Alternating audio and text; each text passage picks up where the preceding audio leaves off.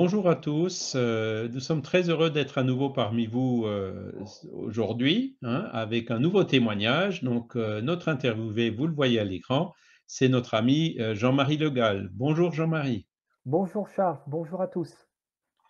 Alors très heureux, de pouvoir, t'interviewer Jean-Marie, hein. Merci infiniment encore d'avoir accepté, ce témoignage. Eh ben, donc sans plus tarder, je vais te poser la première question. Est-ce que tu peux te présenter sommairement, s'il te plaît? Écoute, à l'heure actuelle, je suis, magnétiseur, j'exerce mon activité de magnétiseur depuis 1985. Je réside dans les Pyrénées-Atlantiques, à Andelette et j'exerce dans un cabinet, paramédical, mais j'effectue aussi un travail à distance, sur photo. Alors je ne remplace pas le médecin, je tiens à le préciser, hein. Il y a toujours, je demande aux gens de voir leur médecin, de faire le diagnostic médical et de respecter les consignes médicales. Donc soit je vois les gens, dans ce centre paramédical ou soit ce travail photo à distance et puis, pour les gens, qui sont dans les départements d'outre-mer aussi et pour les étrangers, mais attention, je précise de langue française, c'est-à-dire que je touche les personnes étant en Belgique, en Suisse et au Québec. Voilà, pour faire pour le mieux. D'accord. Bah, c'est comme nous en fait, tu travailles dans la francophonie, hein. Oui. Donc allons-y pour la deuxième question. Comment est-ce que tu as découvert le spiritisme ou comment est-ce que tu as été mis en contact avec, la phénoménologie spirit en général? Ah, alors il y a 2 questions. Oui, c'est bien parce que tu rebondis bien. Voilà. Je Tu peux dirais commencer que, par celle que tu veux. par la phénoménologie, j'y étais confronté dès l'âge de 7 ans et je donnerai un exemple concret qui va vous parler.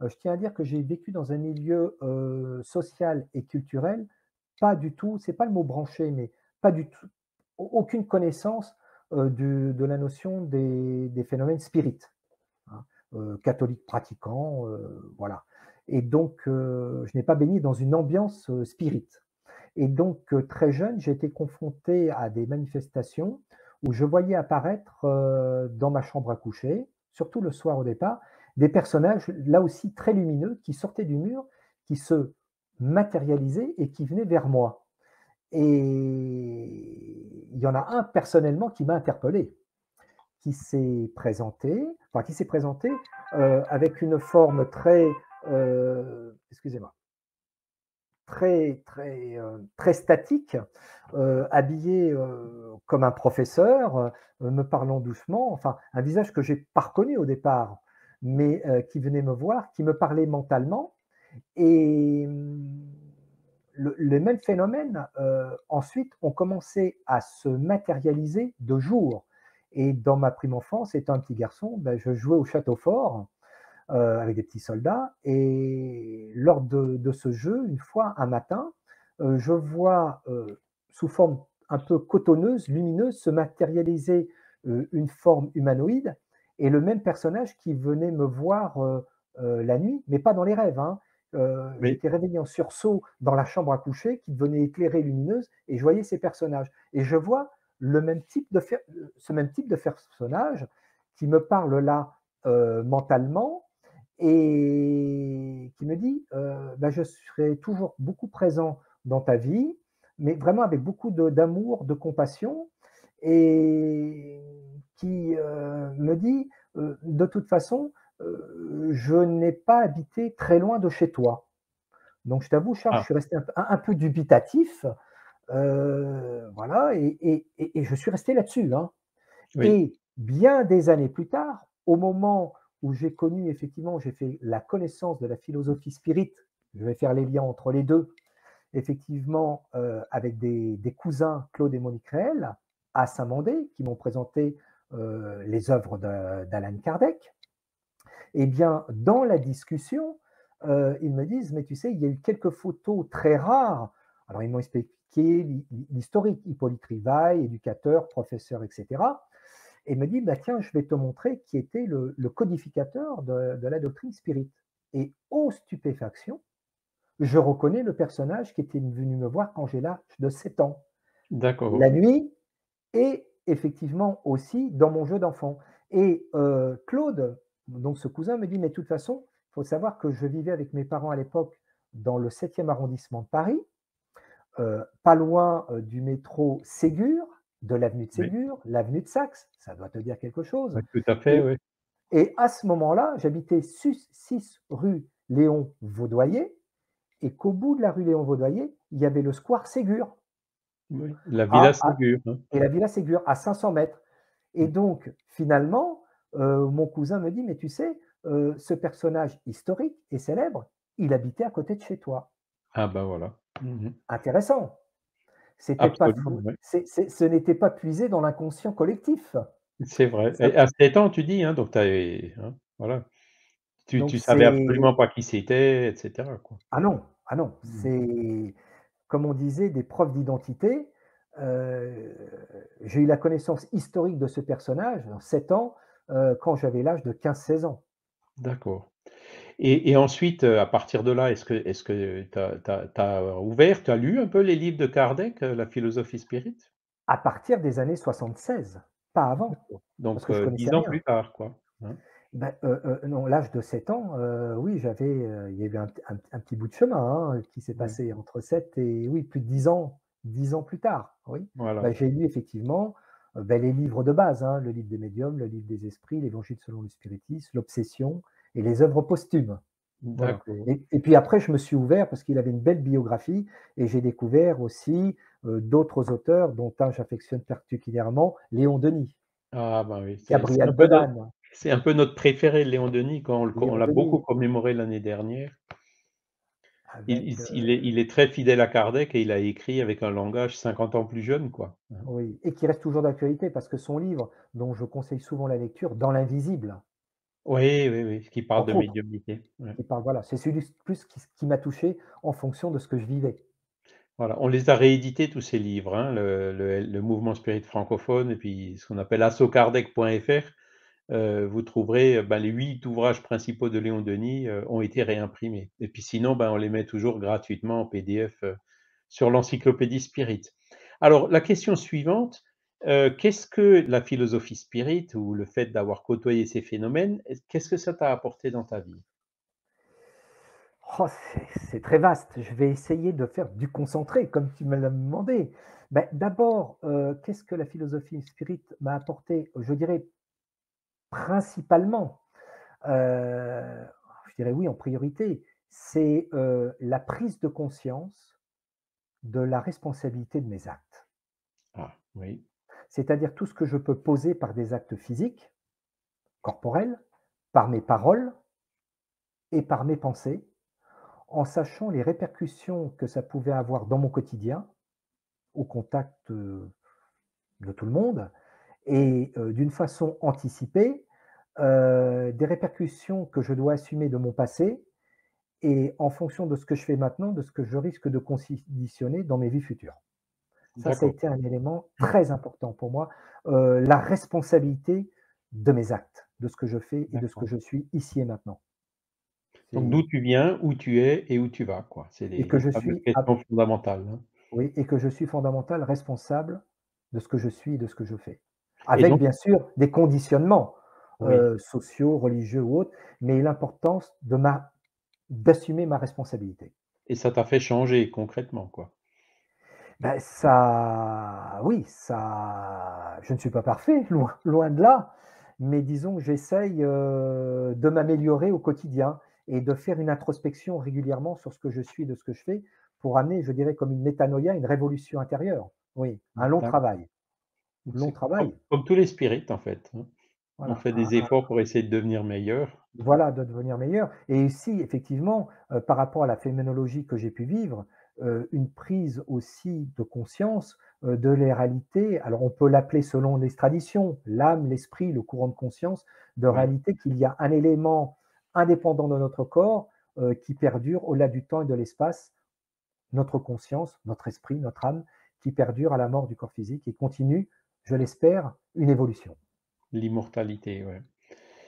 D'accord. Ben, Jean-Marie, allez, on va passer à la quatrième question. Est-ce Oui. que tes amis, tes proches, ton entourage, ta famille ont compris ta démarche et ton intérêt pour cette philosophie?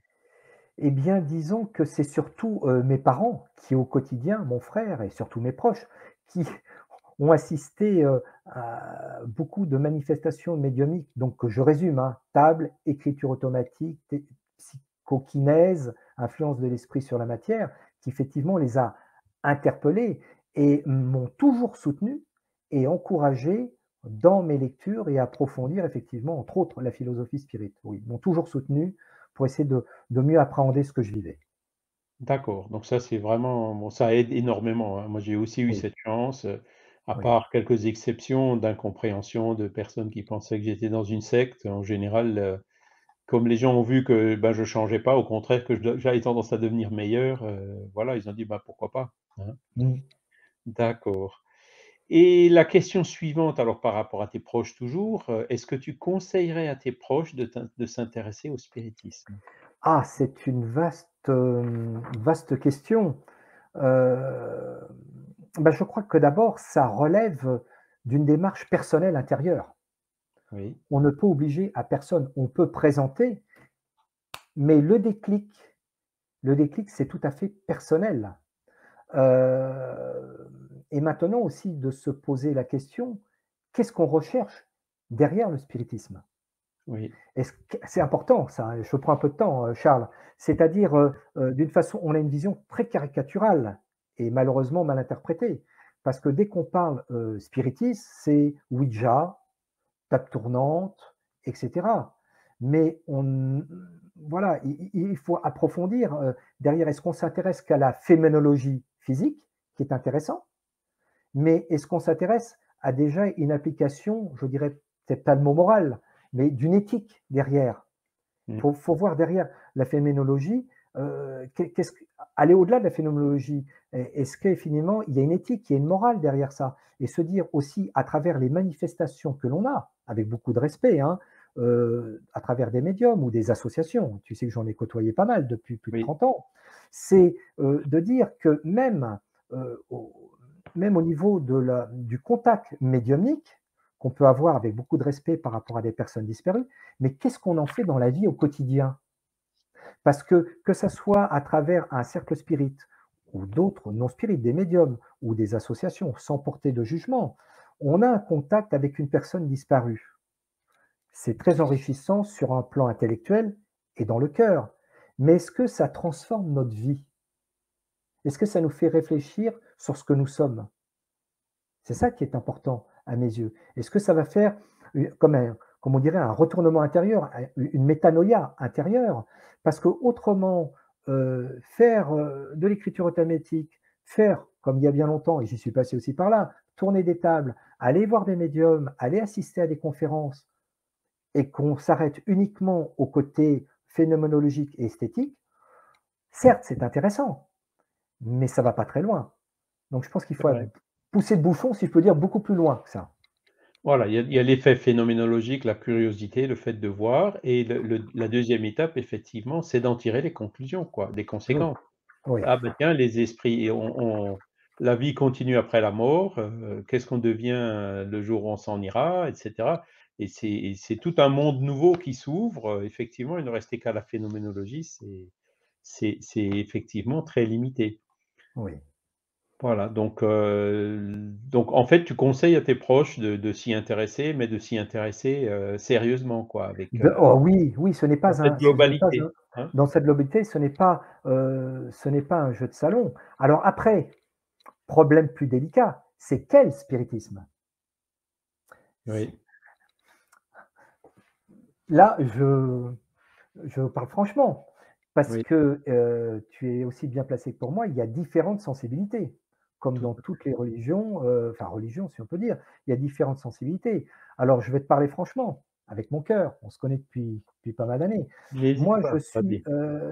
enfin je ne veux pas porter de jugement sur qui que ce soit, mais je suis, je pense, pour un spiritisme, moderne, évolutif, progressiste. Donc je suis proche d'une fédération qui s'appelle la CEPA, hein, parce qu'il y a la Oui, CEPA et la FEB, dont je pense que chacun se complète, mais je suis vraiment dans cet aspect d'une d'un spiritisme moderne, évolutif, progressiste et sans du tout de coloration religieuse telle qu'elle soit.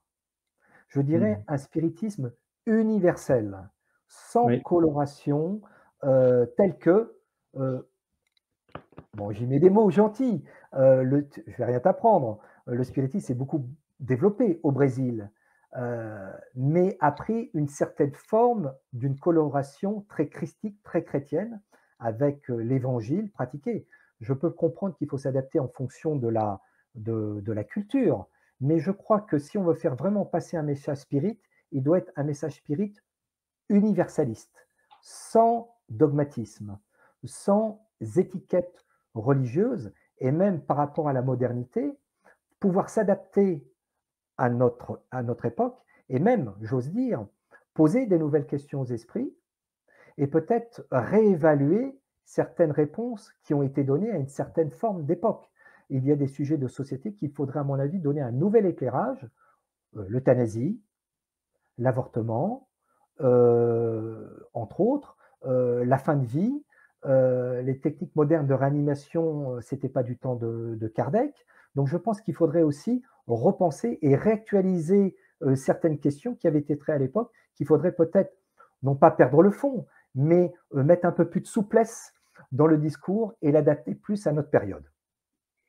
ben, Jean-Marie, j'ai absolument rien à rajouter à ce que tu viens de dire et je suis absolument en accord avec tout ce que tu as dit, hein. C'est vrai que j'ai passé une période aussi, de spiritisme que j'ai connu au Brésil, hein, donc ça me choquait pas que quand on disait que le spiritisme était une religion et cetera. Ben, aujourd'hui, après être revenu en France, au bout d'un certain temps, je me rends compte qu'effectivement, cette approche-là, cette religiosification du spiritisme qui a eu lieu au Brésil, ne passe pas en France, hein, Non. et pas seulement en France, et en Europe ou dans plein de pays et avec la coloration chrétienne, elle passera encore moins auprès des 2 tiers de la population mondiale qui ne sont pas chrétiens, hein. Oui, Donc, je suis entièrement d'accord quand tu utilises les mots universalistes, hein, une oui, éthique universelle, des lois morales universelles. On est tous universel, d'accord avec la morale, mais oui, neutre et universelle, multiculturelle, hein, tout un à peu fait. comme ce que Kardec a laissé dans le livre troisième du livre des esprits, quoi. Même si là, on y trouve quand même encore une coloration chrétienne, hein, puisque Bah, c'était quand même la culture à l'époque, hein. et oui, mais je crois que, j'avais discuté avec d'autres représentants spirites de différentes sensibilités, au-delà des polémiques, hein, entre autres avec monsieur Mhm. André Dumas. Oui, Voilà, et il me disait: «Mais même», alors je ne sais pas si c'est vrai ou faux Charles, mais il paraît, je mets ça au conditionnel, que même Allan Kardec avait commencé même à faire une traduction de le Coran selon le spiritisme. Je ne voilà, sais et pas si c'est un je ne livre sais qu'il pas faudrait faire.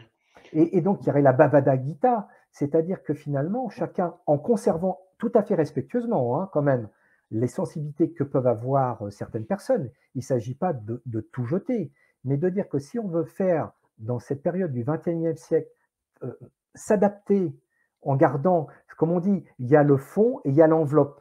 On peut garder le fond, mais l'enveloppe doit s'adapter à notre La culture, forme. à notre tempérament. Et j'ai pas mal de gens, effectivement, qui pourraient aller dans notre direction, mais qui sont heurtés par rapport à des dogmes, des rigueurs, de personnes d'autres confessions qui disent, dans certains congrès que je ne citais pas, qui ont assisté et qui étaient très intéressés au départ et à la fin, quand on leur a fait réciter, pour être franc, le Notre Père et tout, bah, comme quelqu'un, un médecin que je connais bien, que tu connais indirectement, et que Oui, la personne à côté de lui était un musulman, ils m'ont dit: «Le congrès médecine et spiritualité pour me dire génial, et à la fin, dur, dur, boum, hein. boum. Mmh. Bah, en fait, c'est tout à fait ça et moi je suis très heureux.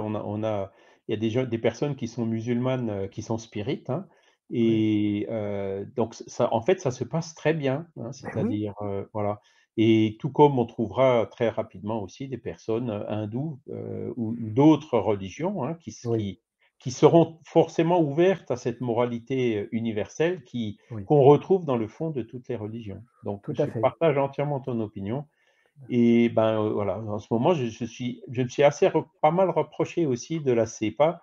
On a un certain nombre de contacts et on va faire un événement là au mois d'avril, hein, le premier mois mondial du spiritisme et Oui, ben, la CEPA y participe. Alors il y a la oui, CEPA, mais il y a aussi l'Alliance oui, Spirit Évangélique, donc beaucoup de courants. Le seul qui oui, n'y participe pas, c'est la fédération brésilienne, mais bon là, voilà. que le caractère religieux du spiritisme, à la limite, ça me dérange pas, mais ce sont les attitudes alors d'hégémonie, comment dire, d'exclusivisme, enfin tous ces vieux tromblons des religions qu'on a souffert pendant des siècles dans nos vies passées.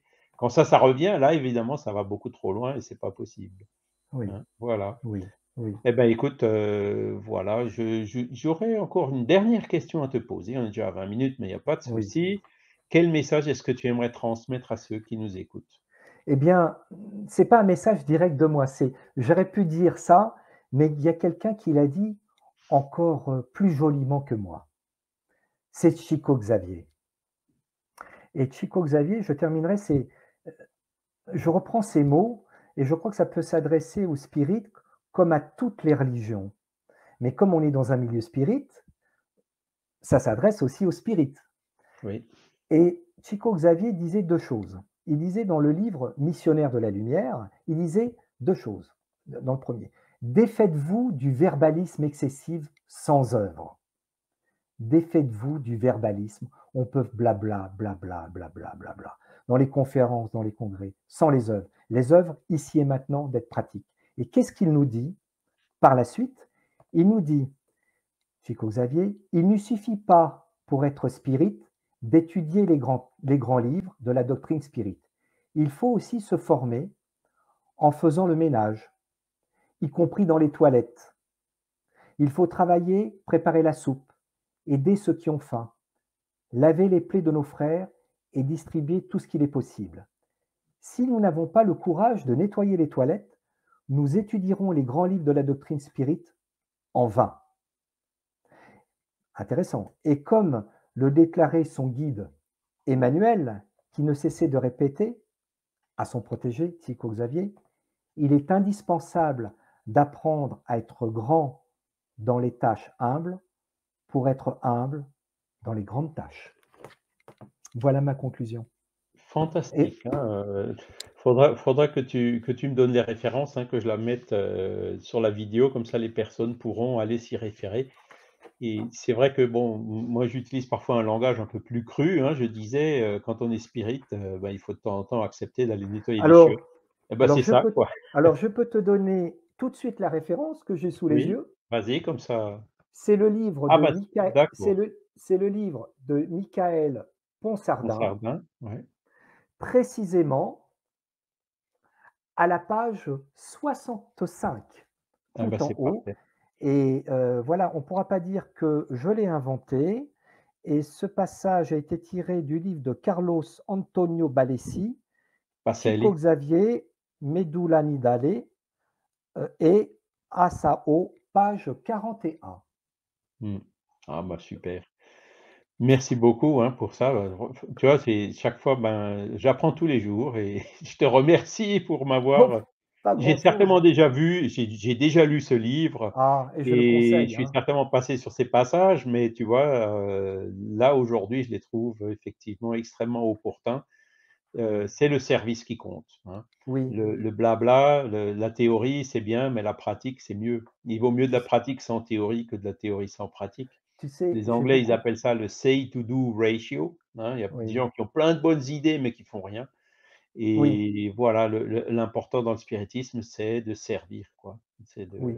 Mais C'est je crois qu'il d'aider, y a beaucoup de centres. Et c'est pour ça, attention, je n'ai pas l'anathème sur la faible, mais c'est vrai qu'il faut reconnaître que, entre autres hein, au Brésil, mais je crois qu'il y a un centre spirit en France, au Brésil, on le sait, qui font dans les favelas une œuvre remarquable, comme le oui, faisait Chico Xavier ou Divaldo, qui continue, avec effectivement des œuvres humanitaires, ou chez nous, en France, comme ça se passait dans les années 40, hein, à côté de Lyon, où il y avait une crèche oui, qui prenait des enfants, des personnes de toute nationalité. Et je crois que mais je voudrais pas dire de bêtises, dans un centre spirit français qui, pendant effectivement il y a quelques années, pendant la période d'hiver, sortait du centre spirit et allait distribuer bénévolement des briques de soupe dans la ouais. rue.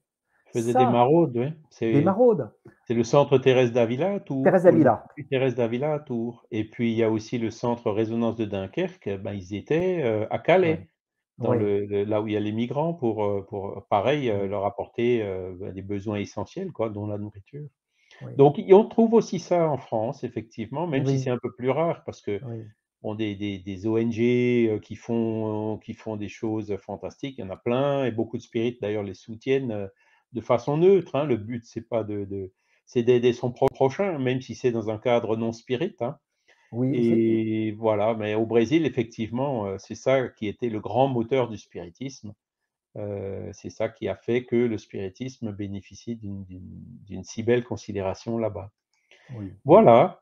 Eh ben, Jean-Marie, je te remercie. Peut-être le tout petit mot de la fin ou Eh beh, écoutez, bah, à tous, prenez soin, de vous et comme le disait un de mes amis, que je tiens beaucoup, qui s'appelle Joe Nuo, qui est un poète danseur et je clôturerai, notre entretien sur cette belle phrase, donc qui n'est pas de moi, que je reprends: «Peu importe l'histoire de notre vie, c'est ce que nous en faisons qui en fait une réalité lumineuse». Peu importe l'histoire de notre vie, c'est ce que nous en faisons qui en fait une réalité lumineuse. c'est fantastique. Ben, Jean-Marie, encore une fois, merci beaucoup. Merci, merci, merci, merci, hein. J'espère Namasté. que les auditeurs apprécieront également. Et puis voilà, donc ben, merci pour ton temps, merci pour cette entrevue et puis, ben, j'encourage les auditeurs, ben, à s'abonner aux chaînes du Mouvement Spirit francophone ou de la Fédération Spirit française. On en fera d'autres et si vous êtes, intéressés pour vous faire interviewer, prenez contact avec nous, n'hésitez pas, on le fera. Merci beaucoup Jean-Marie, au À revoir à tous, à bientôt. bientôt. À bientôt.